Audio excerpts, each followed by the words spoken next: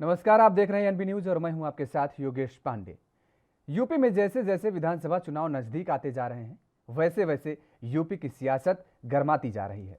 Bharatiya Janata party के राष्ट्रीय अध्यक्ष जगत प्रकाश नड्डा यानी जेपी नड्डा संगठन को मजबूत करने के लिए आज से उत्तर प्रदेश के 2 दिवसीय दौरे पर हैं। दौरे की शुरुआत उन्होंने लखनऊ से की, जहां यूपी चुनाव को लेकर जिला पंचायत अध्यक्ष और ब्लॉक प्रमुख को संबोधित करते हुए उनकी जिम्मेदारियां निभाने की अपील भी की है। तो वहीं दूसरी ओर समाजवादी पार्टी के अध्यक्ष अखिलेश यादव ने आज पार्टी का थीम सॉन्ग काम होगा रिलीज किया है। इस मौके पर अखिलेश ने मुख्यमंत्री योगी आदित्यनाथ को अपनी भाषा पर संतुलन रखने की भी सलाह दे डाली। अखिलेश यादव ने कहा कि अगर आप मेरे पिताजी को कुछ कहेंगे तो अपने पिताजी के बारे में भी सुनने को तैयार रहें। दरअसल आपको बता दें कि सीएम योगी ने शुक्रवार को एक कार्यक्रम में अखिलेश यादव पर तंज कसते हुए कहा था कि उनके अब्बा जान मुलायम सिंह यादव कहते थे कि अयोध्या में परिंदे को भी पर नहीं मारने देंगे, लेकिन अब वहां राम मंदिर का निर्माण शुरू हो गया है।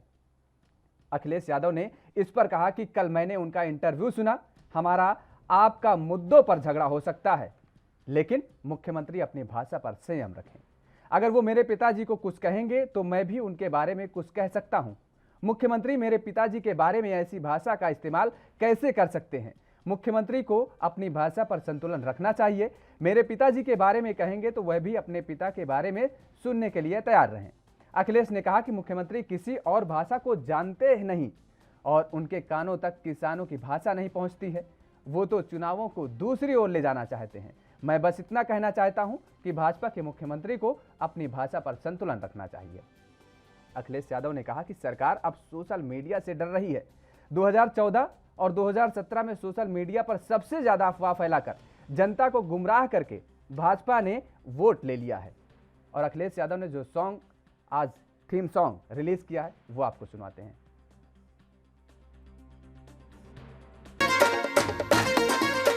काम होगा, काम होगा, काम होगा, काम होगा, 2022 में काम होगा, 2022 में काम होगा। ये महंगाई, ये बेकारी, नफरत की फैली बीमारी, त्रस्त हो गई जनता सारी, प्रेस मीडिया है दरबारी, लोकतंत्र की हत्या सारी, जिसकी भी हो जिम्मेदारी, सबका काम तमाम होगा, काम होगा, काम होगा, 2022 में काम होगा।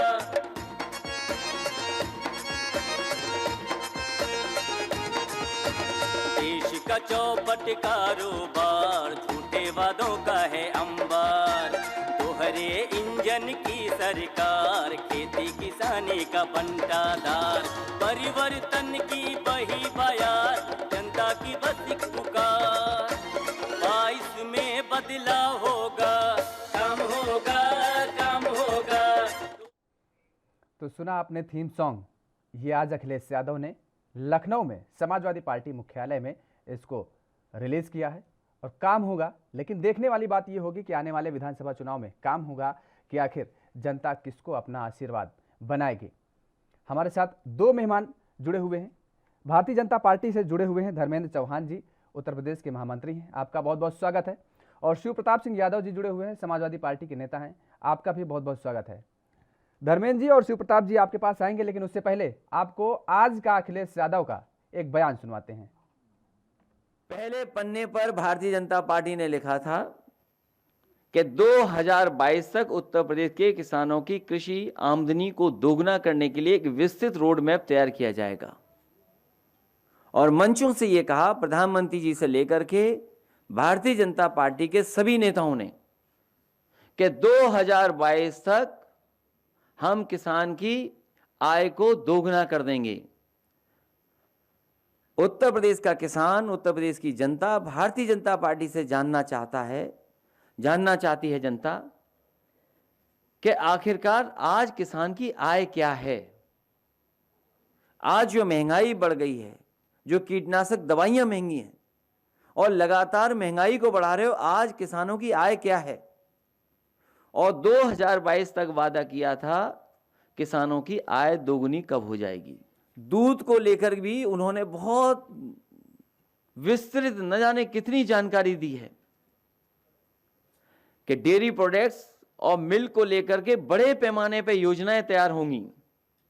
राष्ट्रीय डेयरी विकास बोर्ड की सहायता से हर जिले में 4 जिलों में समूह में एक संपूर्ण मिल्क प्रोसेसिंग डेयरी की स्थापना की जाएगी। समाजवादी सरकार थी तो 2 अमूल के बड़े बड़े प्लांट लगे थे जिनके 5 लाख लीटर प्रतिदिन का प्रोक्योरमेंट है। एक कानपुर देहात में, एक लखनऊ में अमूल का प्लांट लग गया था। इटावा में मदर डेयरी का नेताजी ने लगवाना शुरू किया था, उसको पूरा करने का काम पिछली सरकार में, समाजवादी सरकार में हुआ। 15 लाख के अलावा जो उत्तर प्रदेश की अमूल से पुरानी है पराग, उसमें भी हजारों करोड़ रुपया लगा करके उसको भी पटरी पे लाने का काम किया था। आज हम जानना चाहते हैं भारतीय जनता पार्टी से, उनके ही घोषणा पत्र से, उन्हीं के संकल्प पत्र से तो राष्ट्र धर्म में चर्चा की शुरुआत करेंगे, लेकिन उससे पहले लेते हैं एक छोटा सा ब्रेक के बाद फौरन हाजिर होते हैं।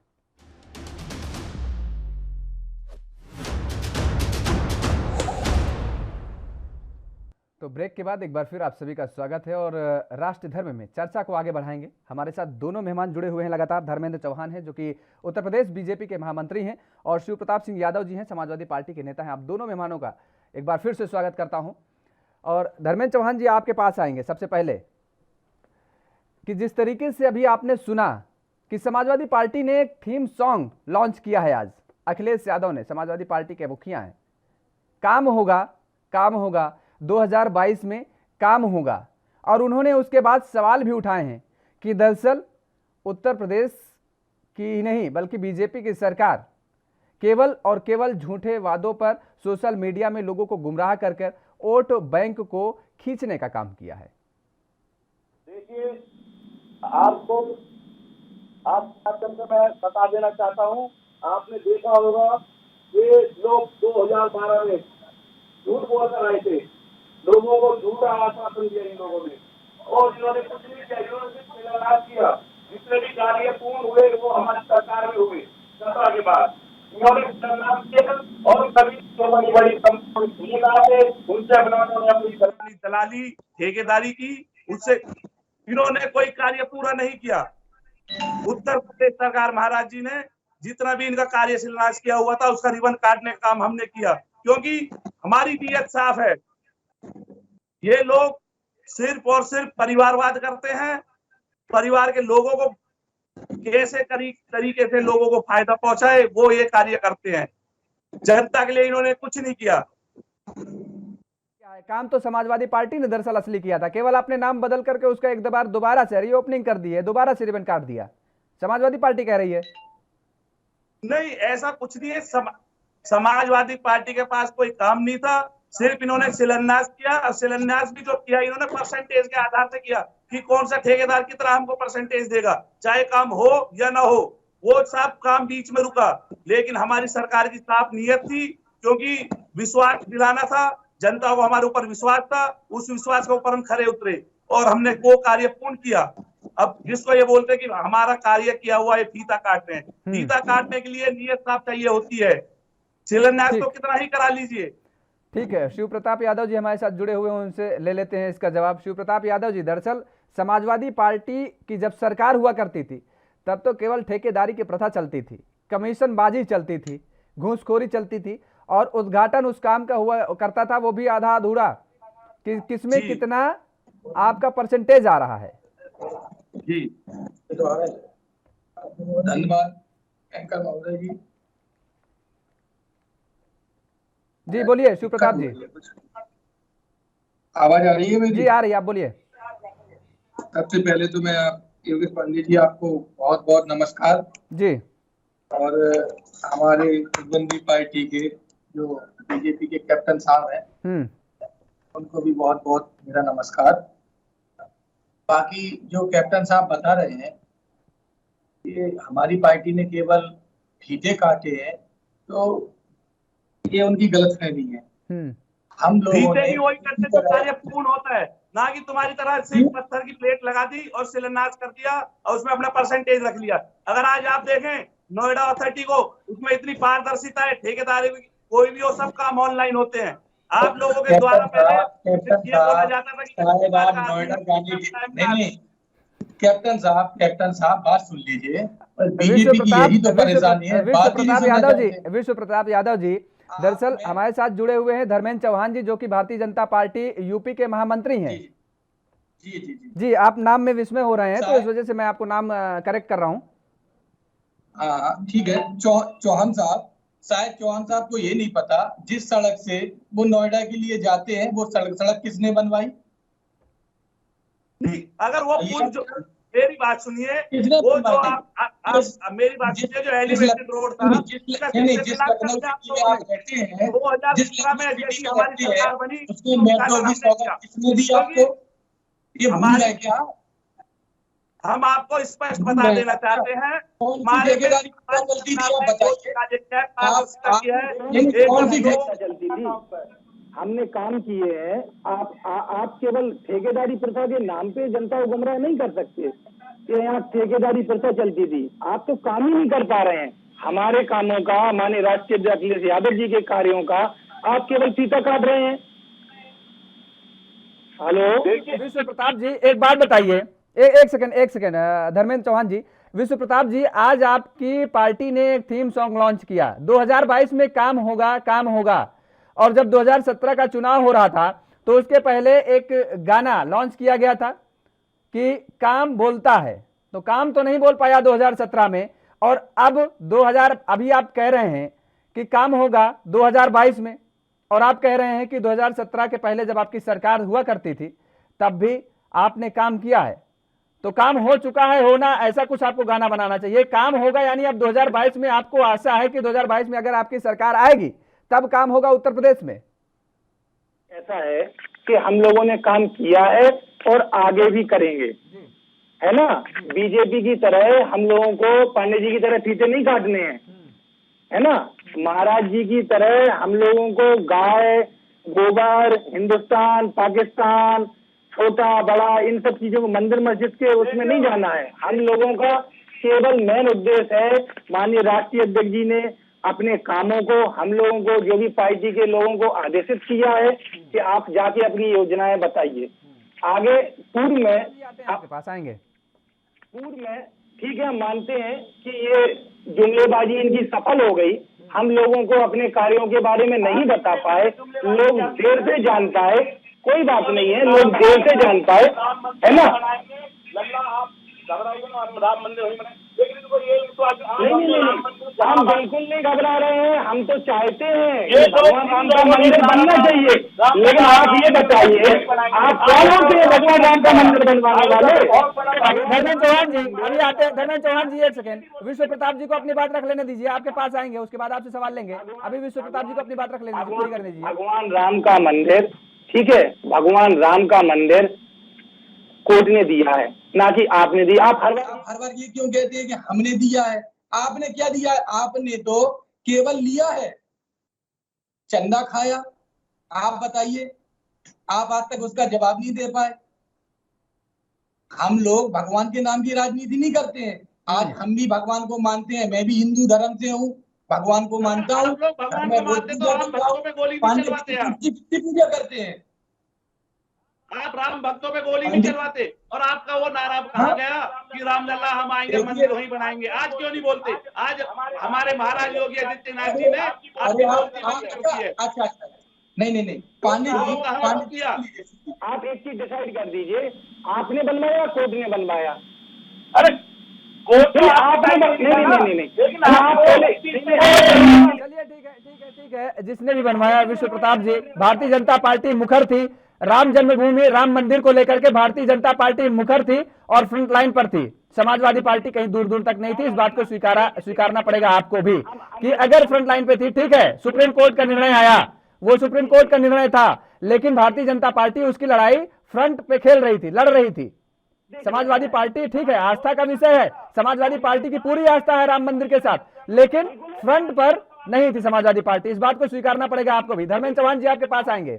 हम लोग कानून व्यवस्था का, कानून का पूरा सम्मान करते हैं। हम लोगों ने हमेशा ये कहा है कि कोर्ट जो निर्णय देगा उसको हम लोग मानेंगे, और कोर्ट के निर्णय, हम इनकी तरह वोट थोड़ी ना लेना चाहते राम के नाम पे।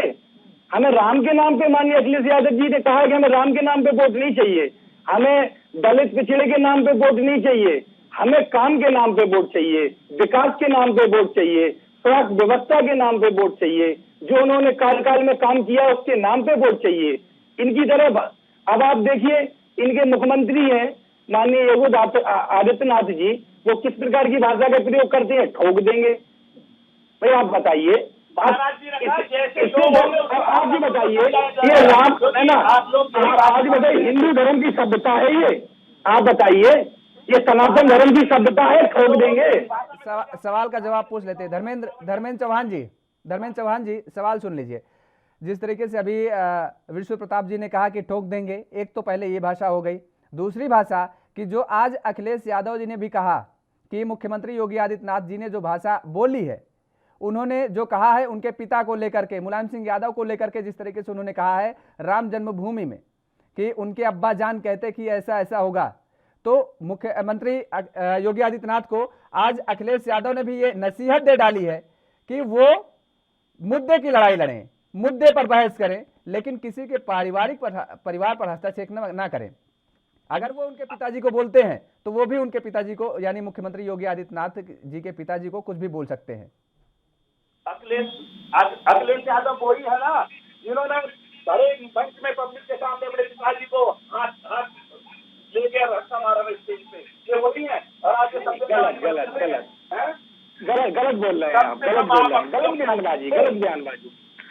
सुनिए जी, हेलो जी, आवाज आ रही है? महाराज योगी आदित्यनाथ जी ने साफ स्पष्ट कैसे भाषा में गुंडे होंगे तो हम लोग सुनिए, आपके पार्टी के परम पिता माननीय अटल जी की अस्थियों का जिस प्रकार से आपने मजाक बनाया है, और आप हम लोगों को भाषा सिखाएंगे कि कैसे पिता का सम्मान किया जाता है, माननीय राष्ट्रीय अध्यक्ष जी को सिखाएंगे कैसे भाषा का प्रयोग किया जाता है। ठीक है, विश्व प्रताप यादव जी और धर्मेंद्र चौहान जी, आप दोनों लोगों के यहाँ फिलहाल रोकेंगे, छोटा सा एक ब्रेक लेंगे और उसके बाद ब्रेक के बाद फौरन हाजिर होते हैं, चर्चा को आगे बढ़ाएंगे।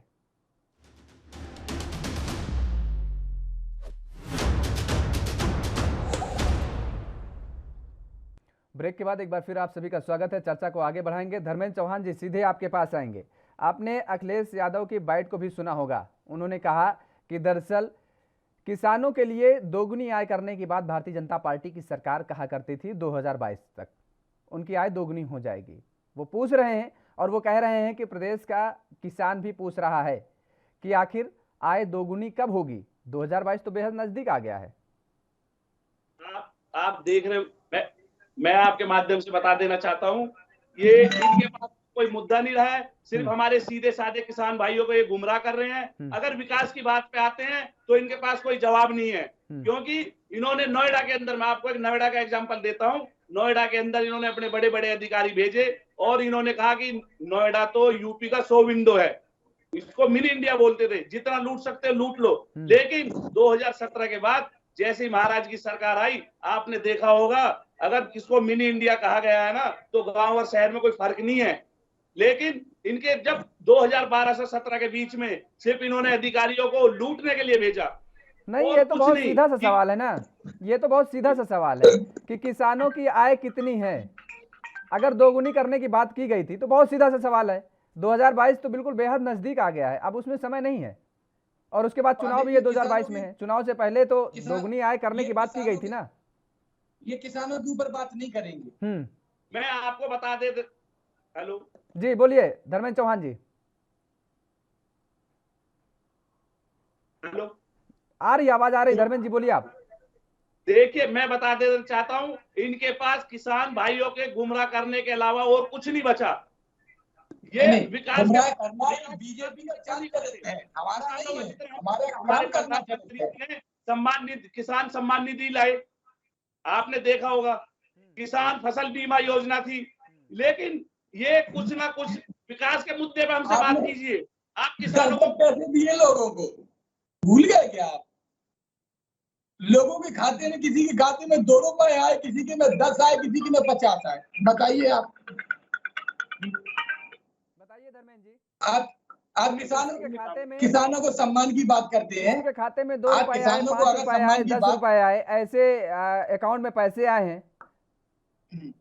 आप किसानों को अगर सम्मान की बात करते हैं, अगर आप इतना ही किसानों का सम्मान करते हैं, तो किसान धरने पे बैठे हैं, आप कितने दिन हो गए? नहीं, एक आप बात उनसे नहीं, बात धर्मेंद्र करना धर्मेंद्र चाहते हैं ना? धर्मेंद्र चौहान जी, एक सेकंड विश्व किसानों को प्रताप तो जी, गुमराह एक किया सेकंड जा रहा है, आपके पास कोई और धर्मे- मुद्दा है ही नहीं। धर्मेंद्र चौहान जी, दुग्ध क्षेत्र में क्रांति लाने की बात की गई थी चुनावी दौर में, और किसानों की आय दोगुनी करने की बात की गई थी, दोनों बातें की गई थी। देखिए, एक सेकंड सुन लीजिए। तो और अगर अखिलेश यादव ने आज ये पूछा है, क्योंकि सरकार के 4.5 साल पूरे हो चुके हैं, अगर ये सवाल पूछा है कि कितनी डेयरी उत्तर प्रदेश में लाई गई, दुग्ध क्षेत्र में क्या काम किया गया, तो मुझे लगता है इसमें बहुत घुमाव नहीं है, बहुत सीधा सा सवाल है, और अब तक तो किसी न किसी प्रवक्ता को इस पर जवाब दे देना चाहिए था। देखिए, ये दौर अभी ऐसा आया था 2 साल, हम्म, ये जो कोरोना काल आया था, आपने देखा भी होगा, ये लोग सब घरों में छुपे बैठे थे, और अब ये बरसाती मेंढक, इनको लगा कि चुनाव नजदीक आ गया, किस तरीके से इनको घेरा जाए, किस तरीके से। इन लोगों से ये पूछे उस दौरान कहाँ थे? आप बीजेपी आप यही निर्णय कर लीजिए, मैं अभी यही आपको मोबाइल से फोटो दिखाता हूँ कोरोना काल की, और आप अपनी दिखा दीजिए, मैं मान जाऊंगा आपको। कहाँ थी बीजेपी, कहाँ थी आपकी आरएसएस, जो इतने बड़े देशभक्त बनते थे, कोरोना काल में कहाँ थे? आप तो शासन सत्ता में थे, हम लोग विपक्ष में थे। विपक्ष में होने के बावजूद भी हमारी पार्टी के कार्यकर्ता नेताओं से जो भी बन सका उन्होंने काफी हद तक किया है। हम ज्यादा नहीं कर सके उनके लिए, लेकिन हमसे जो बन रहा, क्योंकि हम सत्ता में नहीं थे। मैं आपको एक झांसी का ही किस्सा बताता हूँ। झांसी में ही हमारे पार्टी के पूर्व राज्यसभा सांसद जी हैं डॉक्टर चंद्रपाल सिंह यादव जी, उन्होंने अपनी शाजापुर उसमें प्लांट लगवा के डेली यहाँ पे ऑक्सीजन की व्यवस्था करवाई। आप बता दीजिए, आपने कहाँ पे प्लांट, कौन से बीजेपी के नेता ने कहीं प्लांट लगवा दिया? एक नाम बता दीजिए मुझे। धर्मेंद्र चौहान जी, एक नाम बताइए, एक नाम बता दीजिए कहीं आपने दवा की व्यवस्था की हो, किसी को बेड की, आपके कार्यकर्ताओं ने। सुन लीजिए विश्व प्रताप यादव जी, सुन लीजिए, जवाब सुन लीजिए। इन्होंने केवल लोगों को लूटा है, इंजेक्शन के नाम पे, दवाओं के नाम पे, बेड के नाम पे, जहां तक कि लोगों को अंतिम संस्कार के लिए भी इन लोगों ने। जी ठीक है, जवाब तो सुन लीजिए, जवाब देना चाह रहे हैं धर्मेंद्र चौहान जी, बोलिए। आपने देखा होगा जो पिछले कोरोना काल से इस बार जो कोरोना काल आया था, उसके बाद चौहान साहब के पास है, चौहान साहब एक फोटो दिखा दे मुझे, चौहान साहब एक फोटो दिखा दे मुझे। अरे क्या विश्व प्रताप जी, क्या आप बात कर रहे हैं? कहाँ आपके नेता थे, अब बताइए। कार्यकर्ता ठीक है, मान लिया कि कुछ कार्यकर्ता थे मैदान में, कहाँ थे अखिलेश यादव? जरा एक दिन की तस्वीर मुझे अखिलेश यादव। एक सेकंड धर्मेंद्र चौहान जी, एक सेकंड धर्मेंद्र चौहान जी, एक सेकंड रुकिए आप, धर्मेंद्र चौहान जी एक सेकंड रुकिए। अरे विश्व प्रताप यादव जी, विश्व प्रताप यादव जी, अखिलेश यादव जी का एक वो फुटेज दिखाइए जिसमें वो कोरोना काल में गए हों गोरखपुर में, गोरखपुर से वो सांसद हैं। एक सेकंड धर्मेंद्र चौहान जी रुक जाइए भाई, आपके पास भी आ रहे हैं, आपके पास आ रहे हैं। पूछा कोई कमी हो तो हमें बताइए। धर्मेंद्र चौहान जी आ रहे हैं, आपके पास भी आ रहे हैं, थोड़ा सा सब्र करिए, आपको मौका मिलता है ना बोलने का, आप थोड़ा सब्र करिए, आपके पास भी आ रहे हैं। विश्व प्रताप जी, सांसद जहां से हैं अखिलेश यादव जी, वहां की जनता को उन्होंने क्या ख्याल किया? वहां जाकर के उन्होंने क्या किया? कितने बार दौरा किया? आजमगढ़ कितनी बार गए भाई, वो बताइए जरा कोरोना काल में। देखिए ऐसा है, हम लोग दौरे पे विश्वास नहीं करते, लोगों की मदद की है हमारे कार्यकर्ता, हमारे नेताओं ने।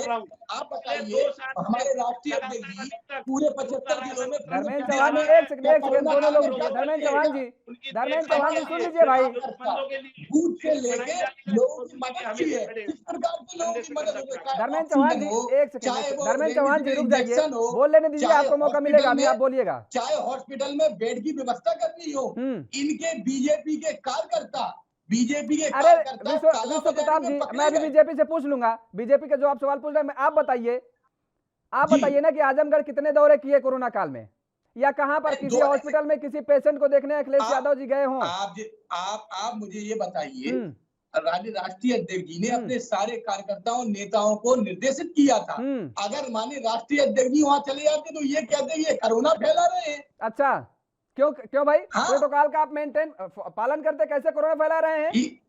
बताइए कैसे कोरोना, कैसे, क्यों? अभी मेदांता हॉस्पिटल में कार्यकर्ताओं की भीड़ नहीं लगी थी?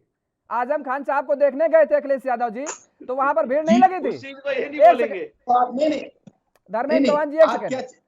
विश्व प्रताप जी 3 बार देखने गए आजम खान जी को, वहां पर भीड़ नहीं लगी थी कार्यकर्ताओं की? वहां पर कोरोना प्रोटोकॉल का उल्लंघन नहीं हो रहा था? ऐसा है, उस समय की अलग स्थिति थी, उस समय की अलग स्थिति थी। अगर हम लोग उस समय, अगर हमारे राष्ट्रीय अध्यक्ष जी उस समय जाते तो ये 10 प्रकार की बातें बनाते। हमारे राष्ट्रीय अध्यक्ष जी ने पूरी पार्टी को निर्देशित किया था, एक छोटे कार्यकर्ता से लेके बड़े कार्यकर्ता तक, बड़े नेता तक निर्देशित किया था कि आप अपनी सुरक्षा करते हुए, अपने परिवार की सुरक्षा करते हुए, आपसे जिस प्रकार से जो भी मदद जनता की बन सकती है वो करिए। हम लोगों ने, आप बताइए, हम लोगों ने बीजेपी सरकार में बीजेपी के कई कार्यकर्ताओं की मदद की है। हॉस्पिटल में उन्हें बेड दिलाया है। ठीक है, आपने बीजेपी नेताओं की मदद की है, ठीक है। धर्मेंद्र चौहान जी, आप बताइए, सरकार आपकी, सत्ता आपकी, पावर आपके पास, सब अधिकारी आपके पास, और समाजवादी पार्टी विपक्ष में बैठ करके आपकी खुद मदद कर रही है, आपके नेताओं की मदद की है। देखिए, मैं ज्यादा बड़ी बात तो इनकी मैं बोलता नहीं, लेकिन ये हमारे महाराष्ट्र से क्या बराबरी करेंगे यशस्वी मुख्यमंत्री जी से। मैं नोएडा विधायक पंकज सिंह जी की बता देता हूँ, इनके पूर्व मुख्यमंत्री के बराबर तो वह कार्य कर रहे हैं। ऐसे मुख्यमंत्री जी की मैं बराबरी भी नहीं करना चाहता, 2019 से लेकर लोगों के, ऐसे मुख्यमंत्री जी की बराबरी नहीं करना चाहता जिसने जो ना तो धर्म के हो पाए, ना ही वो राजनीतिक हो पाए। मैं बता रहा हूँ, विधायक तक की वोट नहीं कर सकते, और हमारे कार्यकर्ता आप लोग मेंढक हैं। अब आपको लगा चुनाव आ गए तो आप लोग बाहर निकल के आ गए। विश्व प्रताप जी, एक सेकंड आप आप रुकिए भाई, आपको मौका मिला था ना। अब धर्मेंद्र चौहान जी को बोलने दीजिए, बोलिए धर्मेंद्र जी। मैं ये बता रहा हूँ आपको, इनको ये जो पूर्व मुख्यमंत्री जी की, अपने अखिलेश जी की बात बता रहे हैं, मैं उनकी बराबरी अपने महाराज जी से नहीं कर सकता, क्योंकि वो तो बहुत छोटी बात है जो ये बता रहे हैं। हमारे महाराज जी ने नहीं छोड़ा, और इनके पूर्व मुख्यमंत्री घरों में छुपे बैठे थे। और मैं आपको बता दूं, नोएडा विधायक पंकज सिंह जी पिछले 2 साल से लेके अभी तक अभी भी लग रहे हैं, जरूरतमंद लोगों की, प्रवासी लोगों की, सबकी निरंतर मदद कर रहे हैं। सूखा राशन हो या चाहे बना हुआ खाना हो, बराबर निरंतर, चाहे दवाई का हो या हॉस्पिटल में एडमिट कराना। नहीं, आप क्या एहसान कर दिया आपने, कोई जनता के ऊपर एहसान कर दिया। जनता ने आपको बहुमत दिया, वोट दिया, तो आपने एहसान कर दिया जो आप गिना रहे हैं। आप झूठ साथ की बात गिना रहे हैं। अरे विश्व प्रताप जी, आप भी किसी एक नेता का नाम बताइए ना भाई, आप भी किसी एक सेकंड, आप भी किसी नेता का नाम बताइए ना। वो पंकज सिंह का नाम बता रहे हैं, वो पंकज सिंह का नाम बता रहे हैं। लखनऊ में ब्रजेश पाठक लगे हुए थे, ब्रजेश पाठक, एक सेकंड रुक जाइए। लखनऊ में ब्रजेश पाठक लगातार अपने घरों से डेली वाहन निकलवाते थे, डेली लोगों को खर्चा करते, खाना खिलवाते थे। आपके भी विधायक थे ना, आपके भी विधायकों को तो आपके जो जनप्रतिनिधि थे, आपके जो विधायक थे, उनको भी तो जनता ने चुन के भेजा था ना, उनके पास भी कोई बजट था। मैं पूरी जिम्मेदारी के साथ बता रहा हूँ ये बात को। आप आंकड़े उठा के देख लीजिए, सरकारी आंकड़े में, सरकारी हॉस्पिटल में, झांसी के सरकारी मेडिकल कॉलेज में, डेली 100 सिलेंडर दिए। इतना लूट लो। माननीय डॉक्टर चंद्रपाल सिंह यादव जी, जो हमारे पूर्व राज्यसभा सांसद हैं, झांसी के रहने वाले हैं, मुख्यमंत्री पर आप बता दीजिए आपके कौन से नेता ने प्लांट लगवाया ऑक्सीजन का, बताइए आप। और आपने देखा हो, आप नोएडा के हैं, तो मैं ज्यादा बड़ी बात ना करते हुए, आप माननीय विधायक पंकज भैया जी का आप देख सकते हैं कितना उन्होंने जरूरतमंद लोगों के लिए मदद की है, चाहे वो सूखा राशन हो, और अभी तक निरंतर कार्य कर रहे हैं। और ये अभी मदद तो आपकी दवाई लूटने आ गए। चौहान साहब, आपकी मदद बिल्कुल समझ रहे हैं, और वो दिख भी रही है। आजकल 5 किलो आटा दाल चावल देने के लिए 5 फुट की माननीय प्रधानमंत्री जी की फोटो होती है उसमें। जितना आप आटा दाल चावल देते हैं, उतना माननीय प्रधानमंत्री जी की दाढ़ी मूंछ है।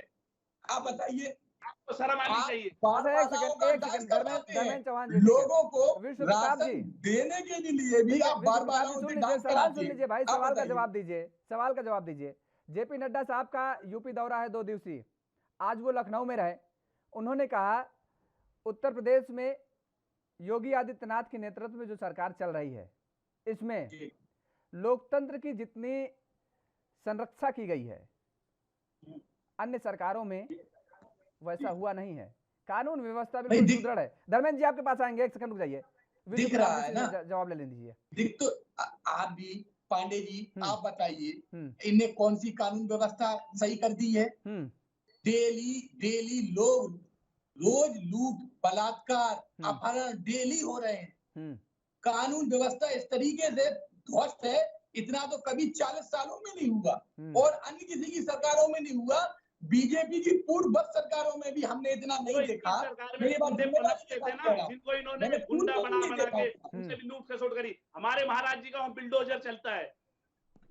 बताइए, पिछले दिनों प्रधानमंत्री जी आए थे, वो भी उन्होंने भी बोला था कि लोकतंत्र को मजबूत करने का काम किया है मुख्यमंत्री योगी आदित्यनाथ जी ने, और जेपी नड्डा साहब आए, उन्होंने भी यही बात कही। इन लोगों ने उन गुंडे बदमाशों को बना दी और उनसे लूट खसोट करी। मुख्यमंत्री जी की तारीफ करें, उनके पार्टी के नेता है जो माननीय राष्ट्रीय जनता का दौरा हुआ है। नहीं तो वो तो डंके की चोट पे ये कह रहे हैं ना कि अपराधियों और माफियाओं पर बुलडोजर चलेगा। आपकी पार्टी और परिवारवाद पार्टी है, तो सिर्फ परिवार का ही काम करती है। किसके ऊपर चलवाया आप ये बताइए। आज मैं आपको यहीं से बीजेपी के सांसद विधायकों की लिस्ट बता दूंगा जिनके ऊपर कम से कम 80 अपराधों में वांछित है, मामले हैं उनके ऊपर क्यों ना चलवाया आपने? आप केवल जाति धर्म को मुद्दा बना के लोगों को, समाजवादी पार्टी के कार्यकर्ताओं को, समाज सेवी लोगों को जो आपकी मदद नहीं कर रहे हैं, केवल आप उन लोगों के ऊपर कार्रवाई कर रहे हैं। कार्रवाई एक जिले में आपकी जो स्थिति कितने लोगों के ऊपर हो गए? क्या समाजवादी पार्टी से ही जो जुड़ा हुआ है या जो समाज सेवी है वो हिस्ट्री सीटर हो गया, उसके ही मुकदमे देखे जाएंगे। बाकी बीजेपी के नेता जो बीजेपी में चला गया वो दूध का धुल गया। और अभी जिन लोगों को जिनके घरों पे सीबीआई भेज रहे हैं उन्हें अगर भेज दिया जाए। ठीक है, फिलहाल वक्त चला एक छोटे से ब्रेक का। ब्रेक के बाद फौरन हाजिर होते हैं और चर्चा को आगे बढ़ाएंगे।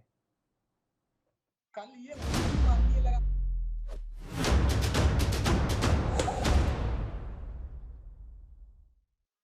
ब्रेक के बाद एक बार फिर आप सभी का स्वागत है। चर्चा को आगे बढ़ाएंगे। हमारे साथ दोनों मेहमान लगातार जुड़े हुए हैं। धर्मेंद्र चौहान जी सीधे आपके पास आएंगे। आपकी सांसद रीता बहुगुणा जोशी का घर जलाया गया था 2009 में।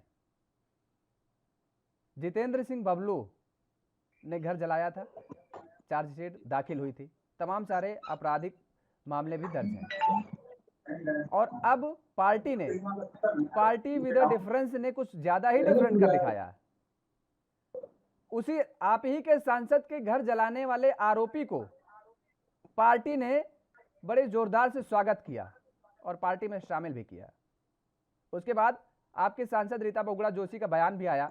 उन्होंने कहा कि मुझे उम्मीद है कि पार्टी इस बारे में कुछ सोचेगी, शायद हो सकता है कि बबलू ने कुछ गलत जानकारी दी हो और पार्टी ने उन्हें शामिल करा लिया। आप कह रहे हैं माफियाओं को बख्शा नहीं जाएगा और आप ही के सांसद के घर जलाने वाले व्यक्ति को आप खुद ही घर में स्वागत कर रहे हैं, एंट्री दे रहे हैं। धर्मेंद्र जी देखिए, वो हमारे माननीय प्रदेश अध्यक्ष जी नेतृत्व में जो हुआ है उनका वो बताएंगे, लेकिन ऐसा कुछ नहीं है, वो सिर्फ अफवाहें हैं। आप समझ रहे होंगे। क्या अफवाहें बताइए, क्या कौन सी अफवाह है? मैं आपको क्लियर कर दूंगा।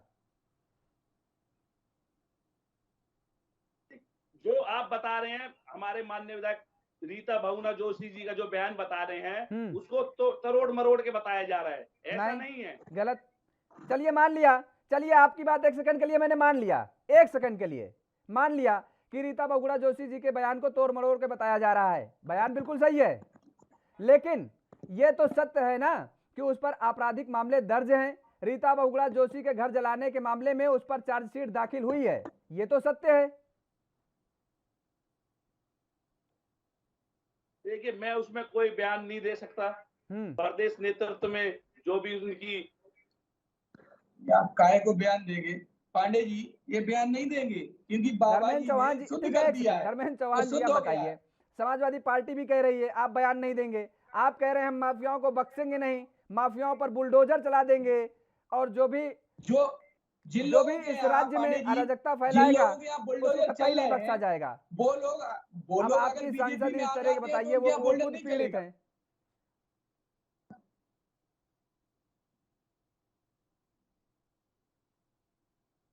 धर्मेंद्र जी। जी हेलो, सुन पा रहे हैं? जी बिल्कुल सुन पा रहा हूँ। अभी ये कह रहा हूँ कि जिस तरीके से सांसद महोदय आपके सांसद हैं, आप ही की पार्टी से, वो कह रही हैं कि पार्टी को सोचना चाहिए, और अभी तक पार्टी कुछ टस से मस से नहीं हुई। थोड़ा समय चाहिए होगा उसके लिए, सोचने के लिए। उसमें मैं क्या बोल सकता हूँ? हमारे प्रदेश नेतृत्व जो सोचा है वो अच्छा ही करेंगे। चलिए ठीक है। विश्व प्रताप जी, भारतीय जनता पार्टी के पास वॉशिंग मशीन ऐसी है कि जो भी अपराध युक्त व्यक्ति आता है वो अपराध मुक्त हो जाता है उसमें डालने के बाद। बिल्कुल, ये इनकी करनी और कथनी में बहुत अंतर है। हाँ। पांडे जी, ये जो ये बोलते हैं वो ये करते नहीं है।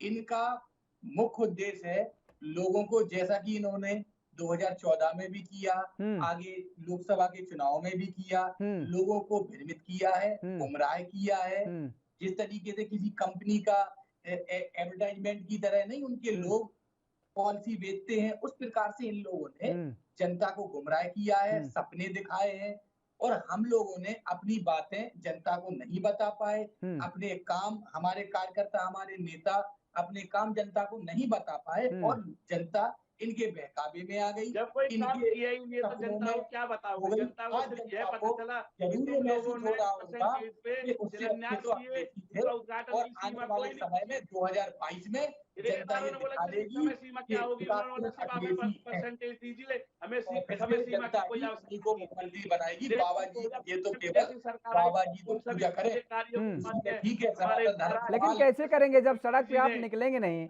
अभी 2 दिन से निकलने लगे हैं, साइकिल रैली अखिलेश यादव जी ने कर दी एक दिन। पांडे जी आपने देख तो लिया, एक ही दिन की लाल क्रांति नहीं देखी आपने पूरे प्रदेश में? पूरे प्रदेश में आप बताइए, पूरे प्रदेश में इस तरीके से लोग सड़कों पे आ गए, लोगों ने इतना जन समर्थन दिया समाजवादी साइकिल यात्रा को। हर गली मोहल्ले में, हर तहसील स्तर पे, हमारी हर जिले में, हर जिले की तहसील स्तर पे हमारा कार्यक्रम था। माननीय राष्ट्रीय अध्यक्ष जी के निर्देश के अनुसार हमारे पार्टी के नेता, हमारे संस्थापक सदस्य स्वर्गीय जनेश्वर मिश्रा जी की जयंती के अवसर पर था, तो हम लोगों ने कार्यक्रम किया। हम लोगों को भी इतना भरोसा नहीं था कि जनता का इतना स्नेह और प्यार मिलेगा। जनता इतना स्नेह प्यार था, इतने लोग थे, जनता ने बहुत बढ़ चढ़ के हिस्सा लिया उसमें। हमारे कार्यकर्ताओं ने और भी अन्य लोगों ने, हमारे जो जनता है उनने बहुत प्यार दिया। इससे हम लोगों को लगता है कि जनता अब ये जान चुकी है, इनके झांसे में, इनके बहकावे में अब जनता नहीं आने वाली है। 2022 में जनता फिर से अपने 2014 वाला अपने घरों में बैठी है, लेकिन हमारे यशस्वी मुख्यमंत्री जी ने सभी नेताओं को रोडों पे ला दिया कि उनकी दुकानदारी बंद हो गई है। आप समझ सकते हैं और देख भी सकते हैं, जनता कोई रोड पे नहीं है, जनता कोई रोड पे नहीं है। क्या क्या बोला थोड़ा सा धर्मेंद्र चौहान जी? लेकिन समाजवादी पार्टी तो कह रही है ना कि अगर कोई विपक्षी दल की भूमिका निभा रहा है उत्तर प्रदेश में तो समाजवादी पार्टी है, और समाजवादी पार्टी इस रेस में है कि अब की भारतीय जनता पार्टी को उत्तर प्रदेश से उखाड़ के फेंक देगी। सर आपको हमसे ज्यादा पता है, ये बरसाती मेंढक है। अब चुनाव नजदीक आ गया तो आपको सब चीजें बताएंगे, लेकिन ये कभी हमसे आपसे विकास के ऊपर बात नहीं करेंगे, डिबेट नहीं करेंगे। इन्होंने जितने भी शिलान्यास हुए, क्या इनसे ये पूछो इन्होंने कोई समय सीमा तय की? समय सीमा तय नहीं की इन लोगों ने। इन्होंने सिर्फ ये सीमा तय की कि 100% दिया जाएगा, और आज जनता हमारी उत्तर प्रदेश की खुश है, अपने घरों में बैठी है, लेकिन नेताओं को सड़कों पे ला दिया माननीय मुख्यमंत्री जी ने, और गुंडे बदमाशों को पाताल में छुपा दिया, या तो प्रदेश छोड़ के भाग गए। वही बात बोलने लगे आप धर्मेंद्र जी। अभी मैंने आपसे पूछा, आप ही के पार्टी में जिसकी एंट्री कराई गई वो क्या कम माफिया है क्या? वो भी तो बड़ा माफिया हुआ, जिसके ऊपर तमाम सारे आपराधिक मामले दर्ज हों, जो विधायक सांसद का घर जलाने की कुबत रखता हो, उससे बड़ा माफिया उत्तर प्रदेश में कौन हो सकता है? आप बताइए, आप बताइए। आप अगर गांव में, ग्रामीण क्षेत्र में चले जाते हैं तो किसी के खेत में गन्ना तोड़ने के लिए 100 बार सोचना पड़ता है एक सीधे साधे व्यक्ति को, गन्ना तोड़ने के लिए। और किसी विधायक और सांसद का घर जलाना मामूली बात है। उससे बड़ा माफिया कौन हो सकता है भाई? वो उस माफिया का स्वागत कर रहे हैं आप कह रहे हैं माफियाओं का खात्मा किया जा रहा है। इनकी पार्टी में हमें लगता आप बताइए, एक सेकंड विश्व प्रताप जी, एक सेकंड, जवाब देने दीजिए ना, सवाल पूछा जवाब दे लेने दीजिए। धर्मेंद्र जी बताइए। मैंने आपको पहले ही बताया, जिस बारे में मुझे जानकारी ना उसमें मैं कुछ बोलूंगा नहीं। तो आप कैसे कह रहे हैं भाई? आप कानपुर चले जाइए ना, कानपुर में भी तो संगठन में जिम्मेदारी दी गई है माफिया को, आपको मालूम है कि जानकारी है कि नहीं जानकारी है? मैं आपको यही बता रहा हूं, अगर आप अभी देखें तो इन लोगों को ही दर्द है। आज जो रोड पे उत्तर प्रदेश की सड़क पे जो लोग हैं, वो जनता तो घरों में खुश बैठी है, खुशहाल है, लेकिन जितने भी नेता हैं इनकी दुकानदारी बंद हो गई है। गुंडे बदमाश जो आप बता रहे हैं, जो गुंडे बदमाश थे तो पाताल में छुपे हैं, या महाराज जी ने एक मौका दिया उनको सुधरने का, जो सुधर गए। अगर वो तो किसी की प्रॉपर्टी जब्त की, जो नहीं सुधरे उनको या तो प्रदेश छोड़ना पड़ा या पाताल में छुपना पड़ा। कहाँ कौन कौन से लोग पाताल में छुपे हैं चौहान साहब? क्यों आप बताइए, आप इस मंच के माध्यम से हमें बता दीजिए कौन सा मुद्दा अभी पनप रहा है यहाँ पे। आप अपने एक भी दो मुद्दे के नाम बता दीजिए और महाराज जी को हम बताते हैं, अब इसका रिजल्ट आप नहीं दे पाए। आप इससे विटंबना क्या होगी आप बताइए इस प्रदेश की? आप लोगों को अंतिम संस्कार के लिए जगह नहीं दे पाए। आप एएनबी न्यूज के माध्यम से बता दीजिए कौन सा ऐसा गुंडा है जो अभी भी पनप रहा है। इस तरीके से धो रही थी, इस तरीके से दिख रही थी लोगों को गांव में, जिस तरीके से कोई पत्ते पतझड़ या कोई कूड़ा करकट फेंक देता है, इस तरीके से लोगों को लाशें मिली। आप बताइए इससे ज्यादा विडंबना क्या हो सकती है? आप लोगों को दवा नहीं दे पाए, आप लोगों को बेड की व्यवस्था नहीं करा पाए, इलाज की व्यवस्था नहीं करा पाए, दवा नहीं दे पाए। आपने देखा होगा, मैंने आपको पहले भी बताया था, हमारे यशस्वी मुख्यमंत्री कोई जनपद नहीं छोड़ा, इसमें दौरा नहीं किया, सांसदों विधायकों क्षेत्रों में निरंतर लगे रहे। जितना हमसे हुआ उससे ज्यादा हमने किया, अपनी क्षमता से ज्यादा किया। चौहान साहब आप अपने दिल पे हाथ और आज पब्लिक ये कहती है कि जो आपने कितने लोगों की मदद कर ली होगी? आप बीजेपी के प्रवक्ता हैं, ये सवाल आप हमसे मत कीजिए कितने लोगों की मदद की, हमने पूरे देश की मदद की और बताइएगा लोगों के देश की सेवा में हम लगे रहे। आप लोग कहाँ से, आप बताइए। पीड़ा समझ सकता हूँ, आपको आप कहाँ छुपे हुए थे? खुद दर्द होगा। देखिए ठीक है विश्व प्रताप यादव जी, धर्मेंद्र चौहान जी, कौन कहाँ छुपा था वो आने वाला वक्त तो बता देगा। फिलहाल आप दोनों लोगों का हमारे साथ जुड़ने के लिए बहुत बहुत शुक्रिया। तो जिस तरीके से समाजवादी पार्टी और भारतीय जनता पार्टी एक दूसरे पर आरोप और प्रत्यारोप लगाने का लगातार काम कर रही है, हालांकि अखिलेश यादव ने आज मुख्यमंत्री योगी आदित्यनाथ को एक भाषा का भी पाठ पढ़ाया और इसके बाद अब उत्तर प्रदेश में सियासत और गर्माती नजर आ रही है। राष्ट्र धर्म में फिलहाल मेरे साथ इतना ही, बाकी खबरों के लिए आप देखते रहिए एएनबी न्यूज।